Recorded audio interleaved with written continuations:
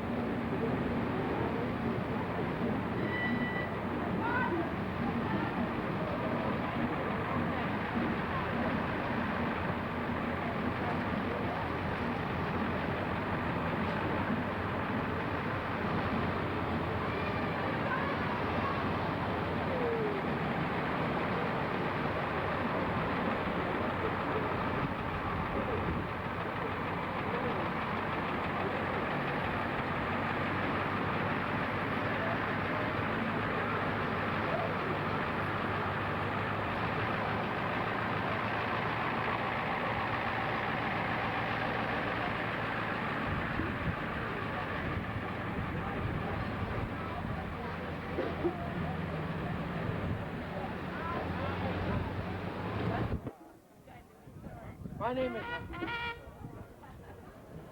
is Harold Steiger. I'm past commander of the 2nd District of the Veterans of Foreign Wars and a member of Post 161 in Port Jervis. On behalf of Tri-States Naval Ship 7241, Joseph Fleming, Post 161, GMC Bills Post 685 American Legion, 82nd Airborne Division, Vietnam Veterans of America, and their ladies auxiliary, I would like to welcome you here this morning to our annual celebration, our annual observance of Memorial Day. This time I'd like to call on Joseph Colombo, chaplain of the Joseph Fleming Post 161 VFW, for the invocation. Chaplain Colombo. Let us bow our heads. Father of us all, in the depth of our silent reverence, we realize the truth of the inspired words, I am the resurrection and the life. He that believeth in me, though he were dead, yet shall he live. As comrade after comrade departs, we march on with our ranks growing thinner. Help us to be faithful unto thee and to one another. Look in mercy on the widows and children of our departed comrades, we beseech thee. And with thine own tenderness, console and comfort those who are bereaved. Heavenly Father, bless our country with freedom, peace, and righteousness. Through thy favor may we meet at last before thy throne in heaven. We praise thy great name forever and ever. Amen. Thank you. Thank you very much, Chaplain Colombo. This time America the Beautiful.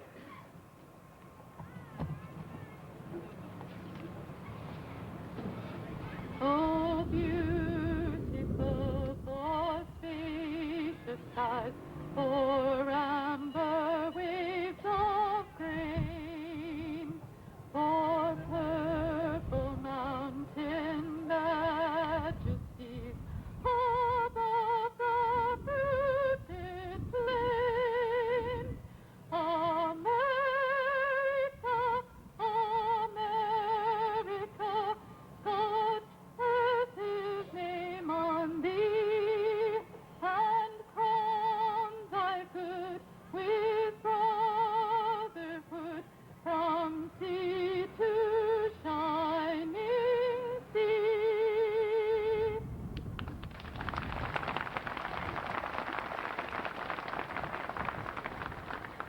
Thank you very much, Joe Holden. That was beautiful. Would you please all join me in pledge allegiance to the flag of the United States of America?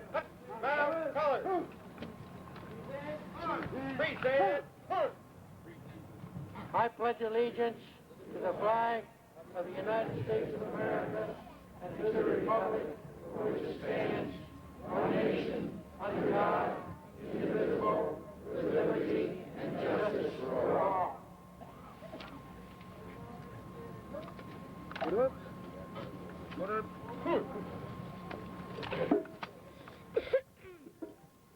At this time, we have a placing of the wreath on the Gold Star Mother's Monument by David Gibbs, Senior Vice Commander, Post 161, and Captain Harry White of the Naval Ship 7241.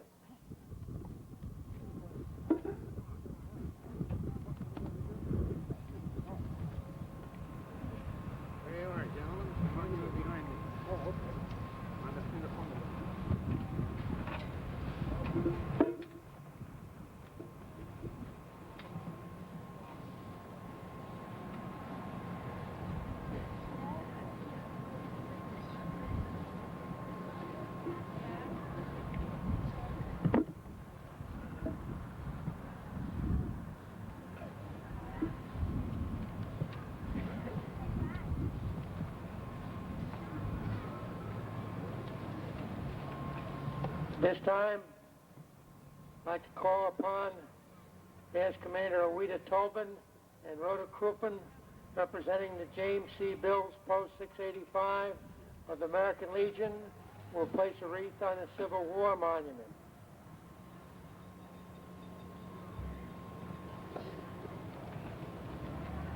While this is taking place, I'd like to call on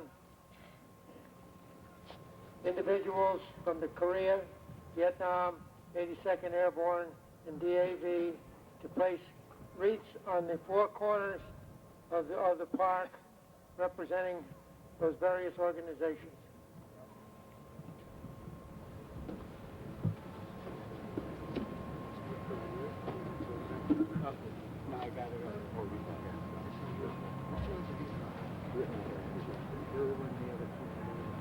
Here you go. Here you go.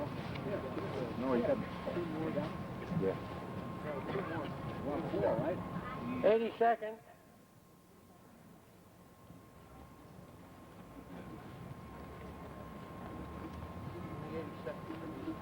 Two people from the 82nd to place wreaths on these corners.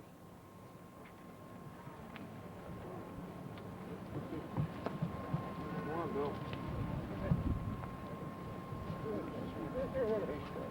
No, they need two. They need two. Oh.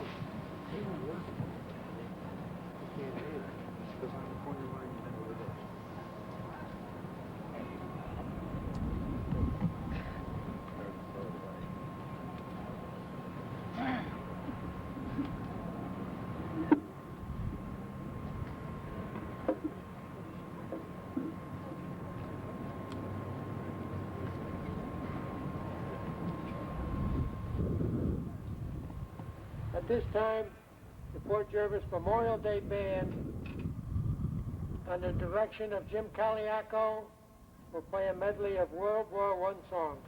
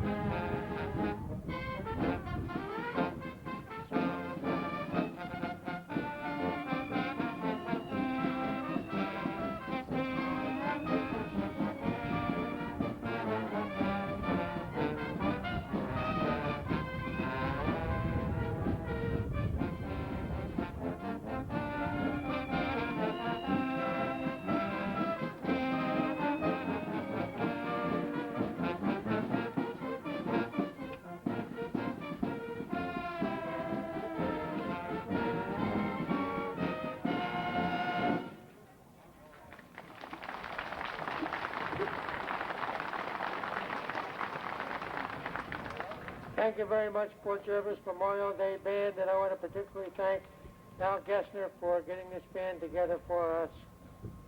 This time I'd like to call upon Orange County Legislator Richard Roberts for a few remarks.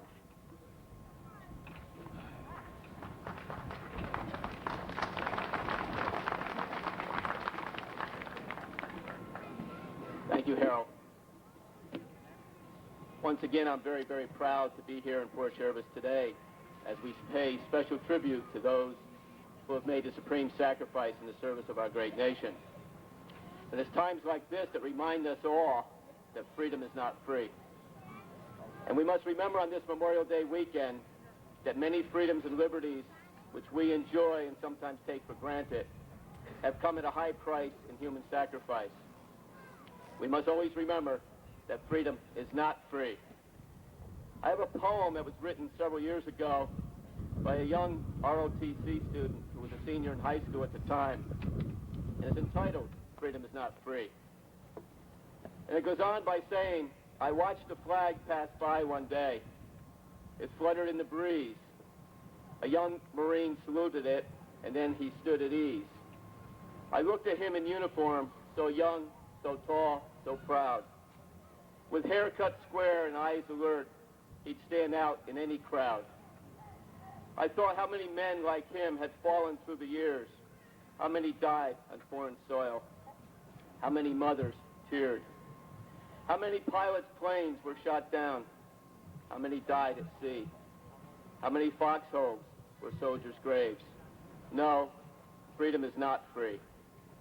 I heard the sound of taps one night when everything was still. I listened to the bugler play and felt a sudden chill. I wondered just how many times that taps had meant amen when a flag had covered a coffin of a brother or a friend. I thought of all the children, of the mothers and the wives, of fathers, sons, and husbands with interrupted lives. I thought about a graveyard at the bottom of the sea, of unmarked graves in Arlington. No, freedom is not free. Those were very powerful words written from a teenager's heart who obviously learned the real meaning of freedom. As we pause here today, let us remember that Memorial Day, which was originally called Decoration Day, was designated in 1868 as a solemn reminder of the cost of waging war and a tribute to those who lost their lives in defense of freedom while in the uniform of their country's armed forces. Many of these soldiers were young, having never before left the security of their home. Others were older, raising families and engaged in established occupations. Yet each had a common denominator. All of those brave men and women put a halt to their lives as they knew them, left familiarity behind them, and traveled to foreign shores, risking their lives to protect our concept of democracy. Inevitably, many died for this noble cause. Each time that we cast our ballot, every Sabbath as we worship in our church or our synagogue of our choice, those instances when we express a political opinion without fear of reprisal, let us remember the months and years sacrificed by our veterans as they defended and still defend the rights we enjoy today. From the American Revolution to the present, over 1 million Americans have died in uniform during wartime. Hopefully, all Americans will pause for a few moments this weekend in remembrance of these brave men and women. We should also give thanks to the families who sacrificed their loved ones. I must, at this time, though, bring to light something that we've all been reading in the papers and I'm sure we're very concerned about.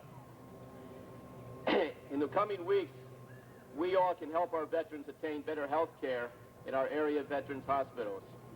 We should write or call the Veterans Administration Office to protest staffing cutbacks to veterans hospitals in the Northeast, which in some cases has resulted in unnecessary deaths and substandard care to those who have given so much to this nation. However, while this crisis is going on, all veterans should be reminded to make full use of these same VA hospitals. This will help send a message to our federal government and our Veterans Administration that area VA hospitals should remain open and funding for staff should be replenished to levels that will ensure the excellent care area veterans always receive before Congress passed the Veterans Equity Resource Allocation Bill, which cost New York VA hospitals $180 million. We must not let our government renege on the promise to provide quality medical care to all veterans. We must protest cutbacks to VA hospitals in the Northeast in favor of veterans in the South and the West. Let us remind our federal government that when the call went out for soldiers to defend freedom, it was answered from all corners of this country. All active soldiers are treated with equality, and the same standards should be upheld for all veterans. So please, register your current concerns with the Veterans Administration and our federal representatives. In closing, I would just like to thank all of the veterans, their families, their friends who helped to organize these ceremonies today. Again, it's a tribute to those that have fallen to defend our freedoms. Thank you, and God bless you.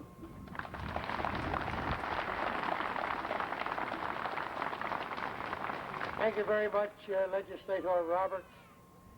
You certainly echo my sentiments when you urge all veterans to use to the full extent the facilities at Castle Point, because the quickest way to close one of these veterans hospitals is to stop using it.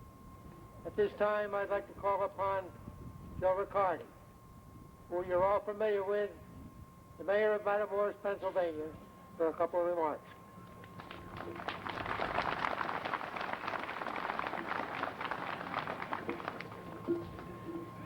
Thank you, Comrade Siegel. And before I start, I want to say what a beautiful day. And I'm sure all the vets that are here, including myself, appreciate all the people that are here. I think it's a great tribute to us. Of course, I have to thank Mayor Mike Ward for giving us such a nice day. Anyway, it's been 56 years has passed, came and gone, since Japan's sneak attack and the war with Germany in 41. World War II, the war of all wars. Then came Korea, Vietnam, and the Gulf War. Of course, we cannot forget the Civil War, up to which Memorial Day has started, and World War I. This is why we are here today, Memorial Day, to remember all of our past comrades and heroes. We pay tribute to them year after year with remorse and tears. We thank them always for our freedom. Our 50th reunion of World War II, visiting the countries where we fought, visiting all the ex-soldiers, and even our enemies. There was joy and happiness and many tears shed at the cemeteries. Only our surviving soldiers know, deep in their hearts, what war is. Losing a friend, losing a comrade, fighting side by side. And when you come back to your command post, then you realize you're all alone. This is why Memorial Day, the most important day of all, should be with us forever and ever. The families who lost their precious ones, these are the sole survivors who suffered through anguish and sadness.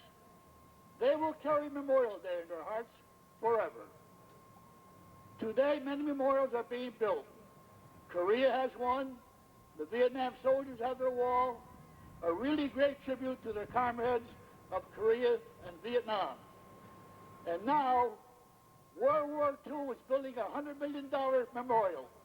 Of course, all through donations. And so with all these memorials being built, we shall never forget our fallen comrades.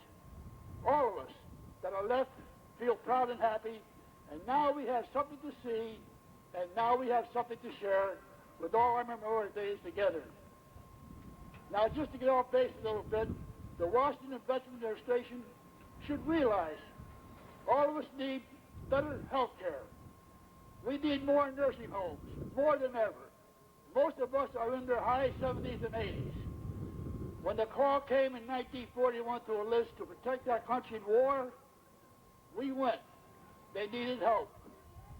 Today, we need help, and nobody's around to give it to us. Thank you.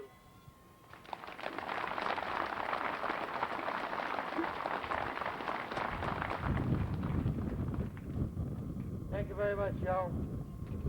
The Fort Jervis Memorial Day Band, under the direction of Jim Caliaco, will play songs of the armed forces.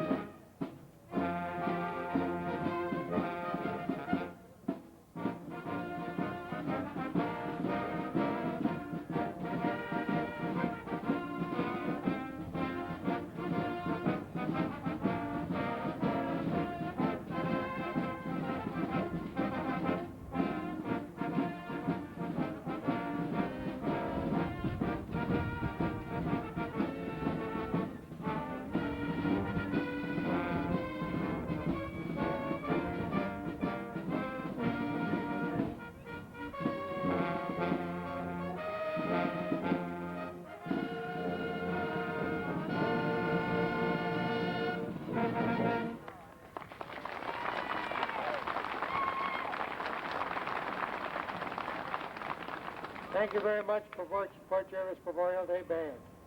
This time I'd like to call upon Robert Shevlin, past captain, Tri-State Naval Ship, and co-chairman of the program today, and Dan Dwyer, past district commander, Veterans of Foreign Wars, for the presentation of awards.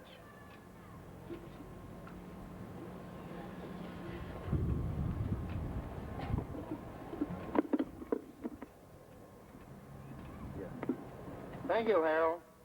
This morning we are giving three medals. Three medals that go to one man, a Port Jervis resident who was killed in World War II. They're going to be received by his brother, Charles Zip Adams. And at this time, I'd like to have a representative from the Navy ship bring Mr. Adams.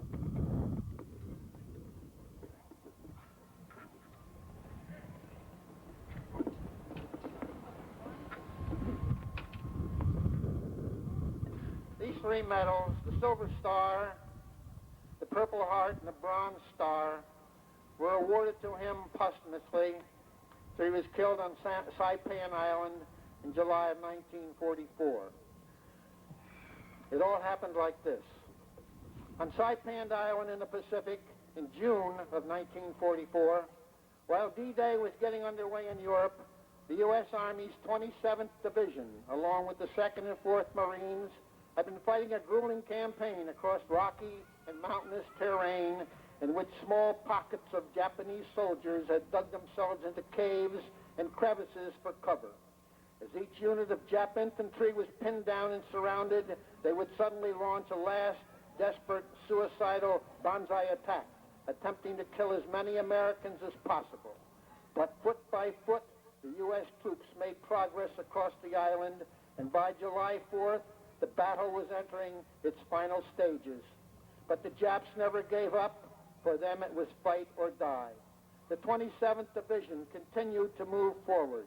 And then on July 6th, a small advanced infantry unit from Company E in the 106th Battalion came into a firefight. Two of them were hit and lay wounded among the shell holes, the craters, the blasted trees, and the endless sand and lava. At this point, a Company E medic went out with his right arm band plainly visible, and a Jap sniper picked him off. He lay screaming alongside the other two wounded. Watching from his shell hole was an infantryman, a close comrade to all of them. His name was Private First Class Raymond Adams. He was from Port Jervis, the son of Harry and Rose Adams of 32 McAllister Street. Suddenly, he moved out from his cover to help them. He lifted one up to carry him back.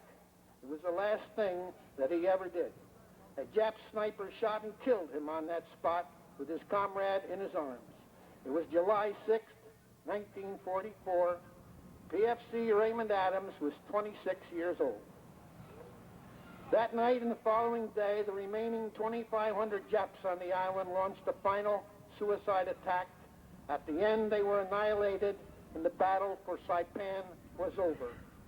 In the wake of his death, based on military records and the accounts of his remaining comrades, PFC Adams was awarded posthumously the Silver Star for his valiant attempt to save the three men, the Purple Heart for wounds received in action, and the Bronze Star for meritorious achievement in ground combat against the enemy in the Central Pacific Theater of War in World War II.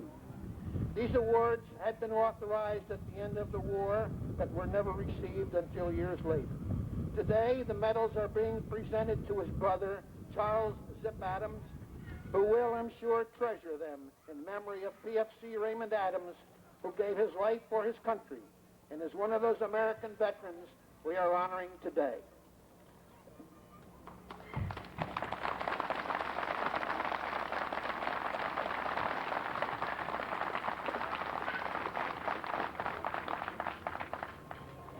I'm sure he would like to say a few words at this point.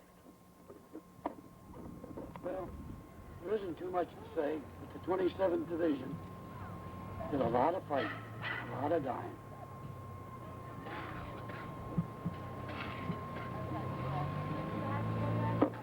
Thank you. Thank you, and I return the program now to Harold Steiger.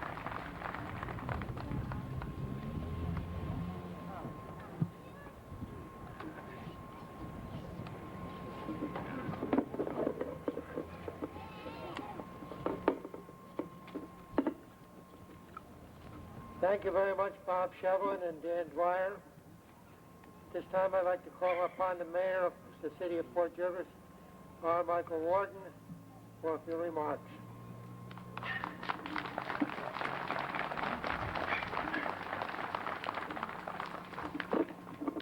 Thank you, Harold.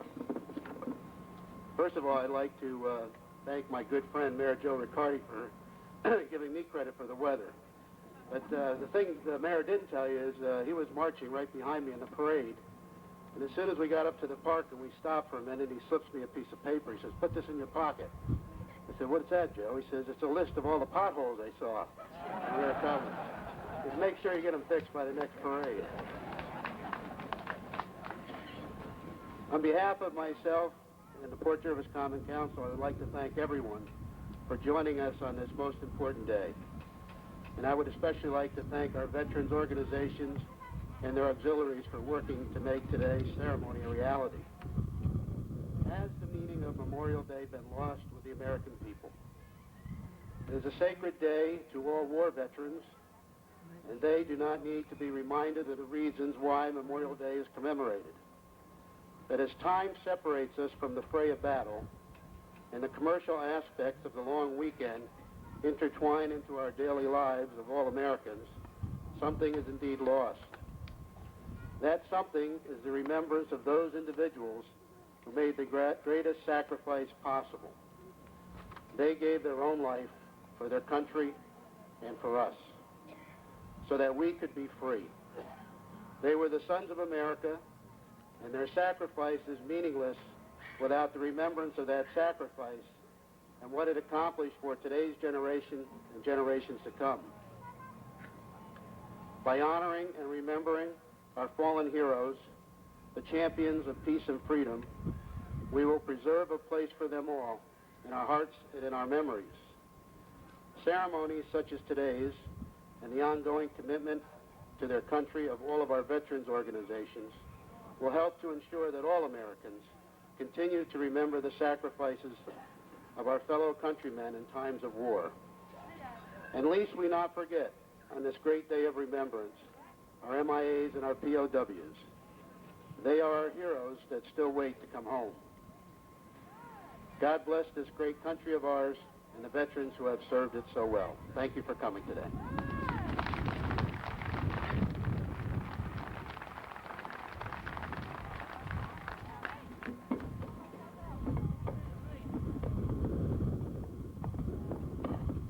Boy, everybody here's bigger than me.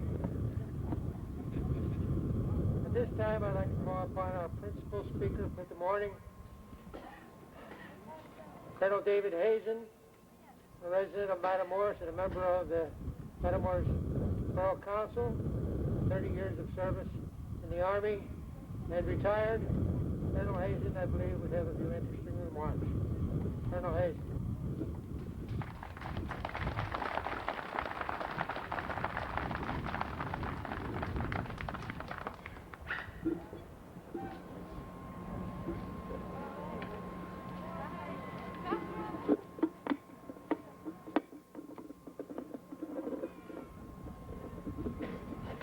Thank goodness for the bright sun. It's going to make it a little difficult, though. Well, ladies and gentlemen, fellow veterans and patriotic Americans, I'm truly honored to be with you this morning for this important purpose of remembering those Americans who have served in our armed forces throughout its history, and particularly those who have died in its defense. Of course, we all know this day was set aside to honor our nation's heroes, and you here today deserve a special thanks for remembering. But I also suggest we expand this purpose somewhat and also remember what it is that they died for. I'd like to focus my remarks on two interrelated themes. First, remembering, and secondly, values, particularly national values. Why is remembering important? Well, as we get older, they say, the memory is the second thing to go. Of course, they must be right because they can't remember what the first thing is. But on Memorial Day in particular, I believe there are some special reasons for remembering. First, from remembering our past comes our perspective, our understanding of the present, and our view of the world. As a nation, we should remember that our heritage, our way of life, and our very national existence have depended on the sacrifice of generations of Americans that have taken up arms in their defense. As our founding fathers searched the lessons of history, preparing to launch this great experiment that, as Thomas Jefferson called it, they invariably looked to the classical republic of Rome and Greece. And as reflected in the Federalist Papers and the constitutional debates of that era, they seized upon the martial values of those ancient republics as a model for the nation they were creating.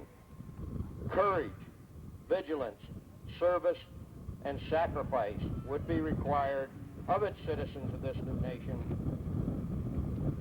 if the nation were to survive. Our military traditions as citizen soldiers from the time of the Minutemen have always exemplified these values. Likewise, I'm reminded of the West Point motto that has inspired generations of American fighting men.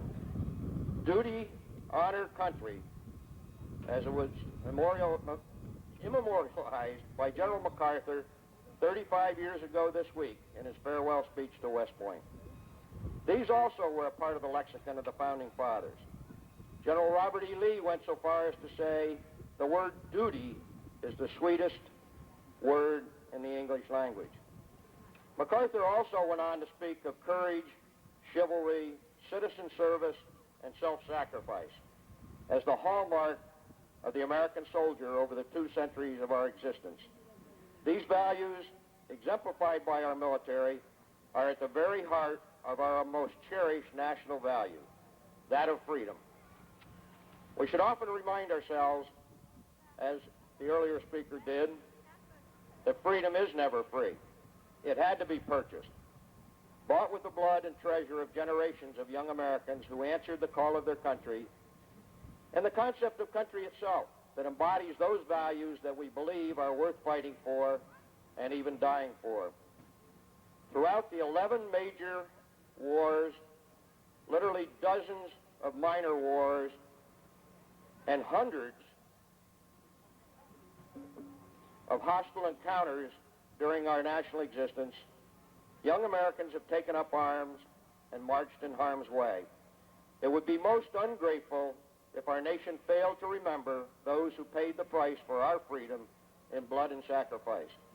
This great nation, let us remember, was born in war, and wrote one of our earliest patriots, George Washington, only through constant vigilance, sacrifice, and readiness of its citizens to take up arms in its defense would future liberties be secured. Remembering those who have served our country, and particularly those who have fallen, it seems to me, is to remember our most basic values as a nation. For who understands duty, honor, country, courage, vigilance, and sacrifice better than those who have served?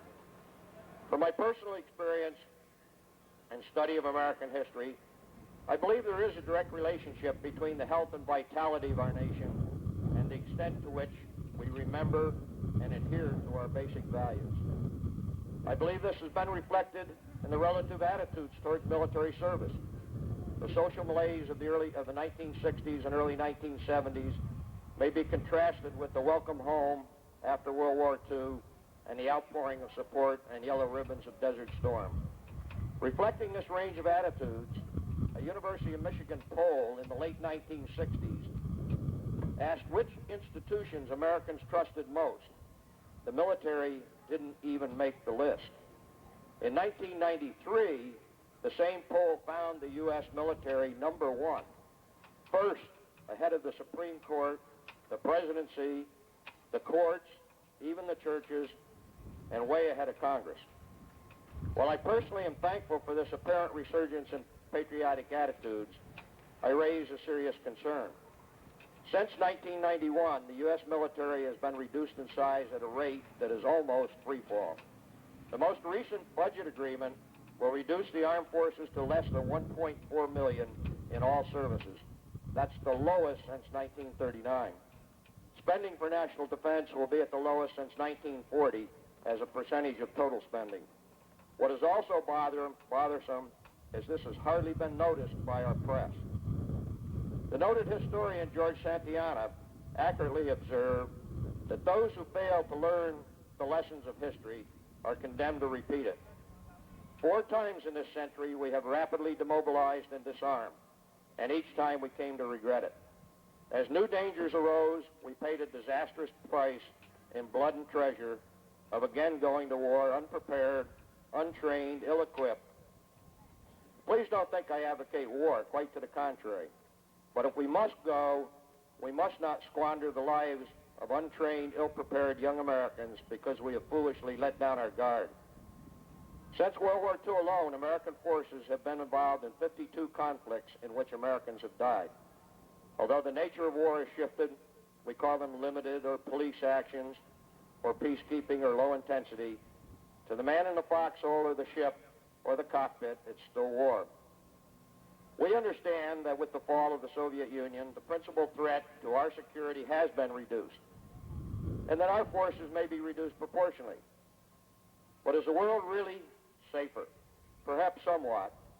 But instead of a huge threat in a fairly stable world, we now face many smaller threats in a very unstable world. The bedrock of our successful strategy that won the Cold War was to deter war through strength. Again, I fear we will drop our guard, which will only increase the likelihood of future aggression, because we will not have the proper forces to deter or to defeat an enemy decisively. And again, we will pay the price of unpreparedness by not remembering the lessons of history and forgetting our basic values. Like Rudyard Kipling's Tommy, that some of you may be familiar with, who was slighted by English society until the drums began to roll. An old American soldier's ditty laments how soon we forget what we once valued highly.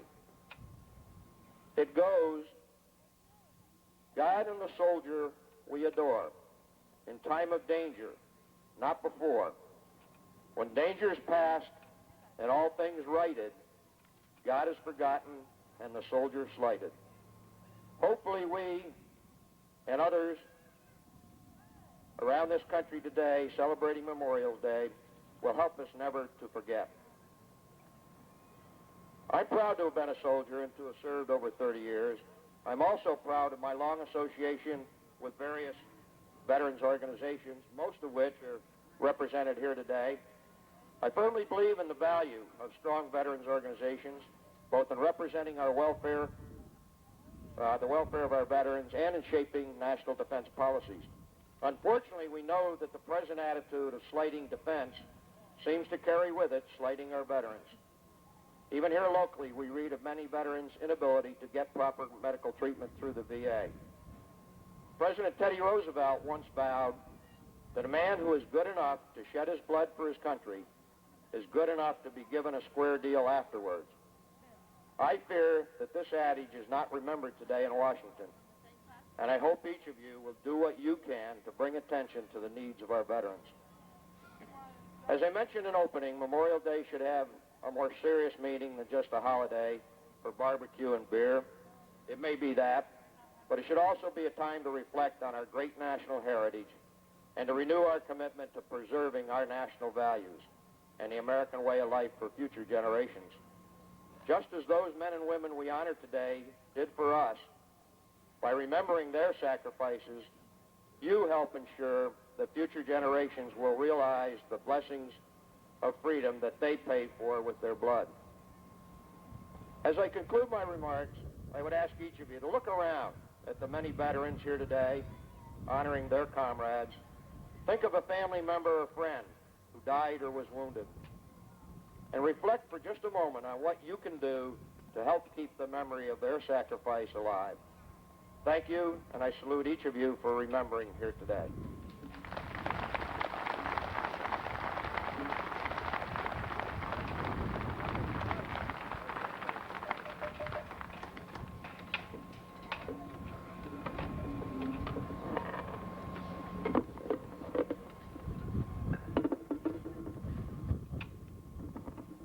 At this time, I'd like to call upon the high school band under the direction of Michael Pacer for a special musical number.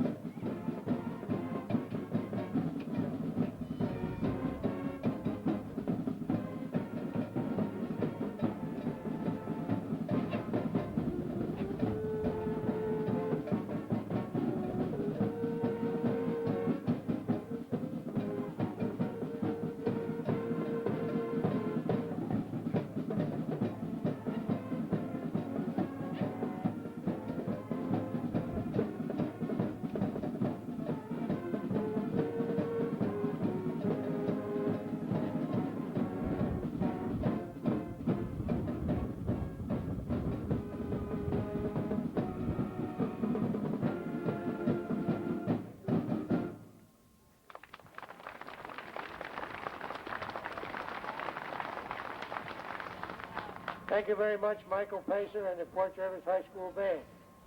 This time I'd like to call upon soloist Patricia Eckert, who will sing Sleep, Soldier Boy.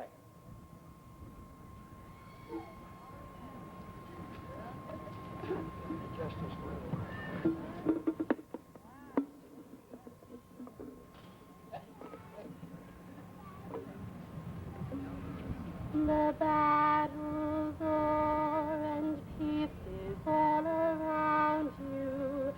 Sleep, soldier boy, sleep on. The cannon's roar can never more disturb you. Sleep, soldier boy, sleep on. Your journey is ended, your work here is done. Sleep, soldier boy, and rest. Your flag you defended, the victory you won. Sleep on among the blessed. The sun's gone down and darkness has enclosed you. Sleep, soldier boy, sleep on.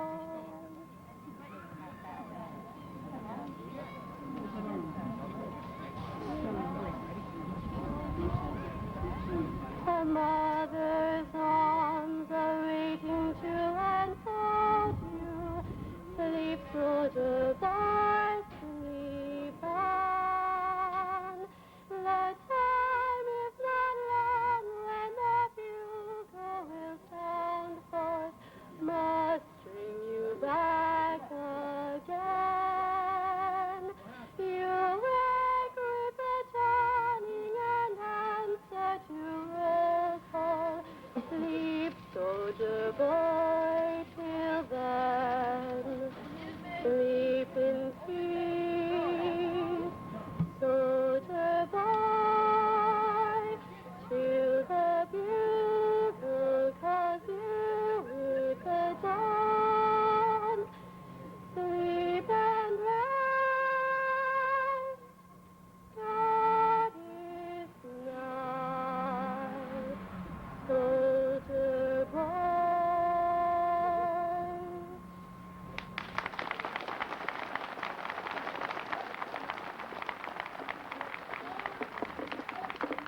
Thank you very much, Patricia Eckert. That was beautiful. At this time, I'd like to call upon the Rifle Squad, unit made up of members of VFW Post 161 and the VFW Naval Ship 7241. The rifle salute will be followed by taps and the Star Spangled Banner by the Port Jervis High School Band.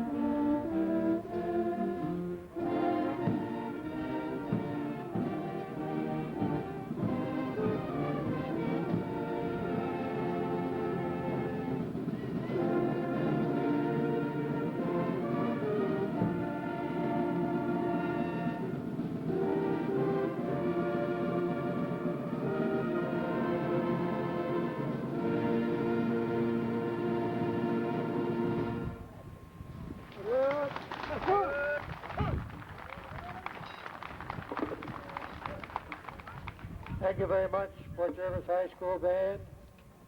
At this time, I'd like to call upon soloist Jill Holden, who will sing God Bless America. The audience is invited to join in singing the second chorus.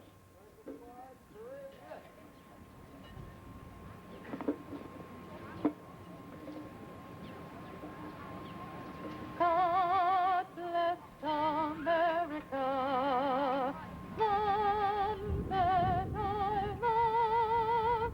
Stand beside her and guide her through the night with a light from above. From the mountains to the prairies, to the ocean, white with foam. God bless America, my home, sweet home. God bless America, my home, sweet home. Now please join me and let our voices ring out in thanks to God for every man and woman that gave their all that we might stand here free today in this wonderful, beautiful country. And may God bless you all, and may God bless America, and please join me. God bless America, land that I love. Stand beside her and guide her through the night with a light from above. From the mountains to the prairies, to the ocean, white with foam. God bless America, my home, sweet home. God bless America, my home, sweet home. Thank you.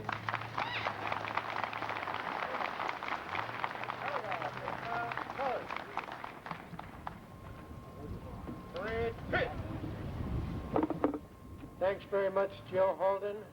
We're very fortunate this morning to have two beautiful singers. At this time, I would like to thank those who participated in our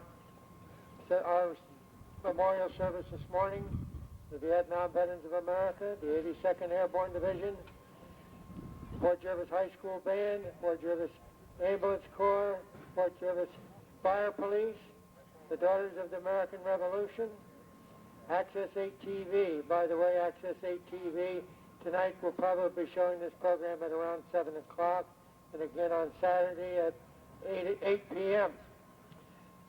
In particular, got to call attention to the fact that we had two cases here today where the Ambulance Corps' presence was vital to our activities because we had two unfortunate incidents. At this time, this concludes our program. Post 161 will reform at Skinner Park. The Navy ship and others may return to quarters. Thank you all for participating.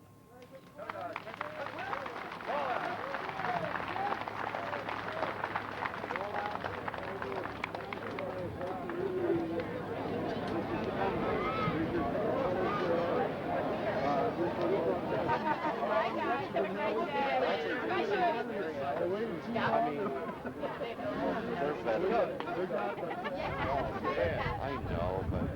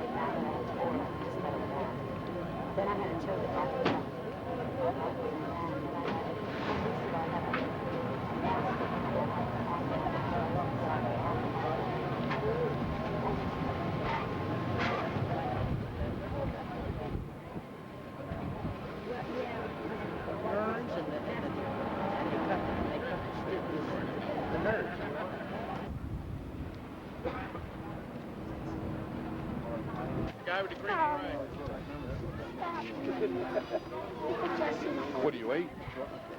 I wouldn't want to eat. Oh, I'm so tired, and I got to go to Matamoros from here. I'd be glad to. Yeah, WDLC dubbed these tapes in.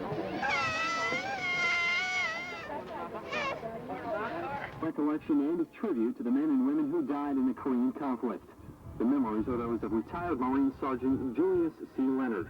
Leonard served as a Marine from 1949 to 1953. During that time, he spent 31 months in Korea. He then ended his career in the Army, serving through 1957. Today, this 62-year-old resides with his family in Gallup, New York, and is a member of the 82nd Airborne and Marine Corps League in Sardinis. This is what he remembers.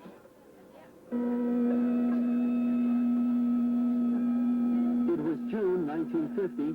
On this warm summer afternoon, President Harry Truman was advised by the cabinet that the North Korean Army had invaded South Korea. As time and fighting continued, the United States General MacArthur finally agreed to engage in battle and assist our allies. With that, the Marines moved in. The 1st Marine Division would make the first assault at Incheon, and the fighting began. On September 15th, 1950, that same 1st Division launched a massive invasion by air, land, and sea at Incheon. U.S. troops moved swiftly to the heart of South Korea, then trekking north toward the capital of Seoul, which had been occupied. By October, the Marines had accomplished the major initiative by taking back the capital. The 1st Marine Division commandos, along with the U.S. Army, continued to push north toward Yalo. By December, the Chinese soldiers turned as hard rocks, from Manchuria across the border of North Korea, 400,000 strong. They would join up with the Koreans to fight the United States. When that happened, there was only the 1 division of Marines with limited reserves. In the early morning of December 17th, the fog started to clear after the first snowfall. Temperatures that winter would drop to 40 below zero. It caused devastation and death to the U.S. troops who were not at all prepared. Many would never forget that winter. The Chinese, along with the North Korean Army, would begin their siege on the 1st Division. U.S. Marine General Smith and Allman controlled the actions of the 1st Marine Division. But after 3 days of brutal combat, troops would finally realize the horror these men had endured from the bitter cold and massive enemy. Even so, orders to retreat were never given to those on the front lines. At that point, the company was finally detached. The 2nd Battalion and 7th Regiment, the Marines of the 1st Division, were able to retreat to a small village in Hagamo. But the next morning, 26 men would be buried for having been frozen to death. General Allman would order a grave registration to mark the location, promising a future return.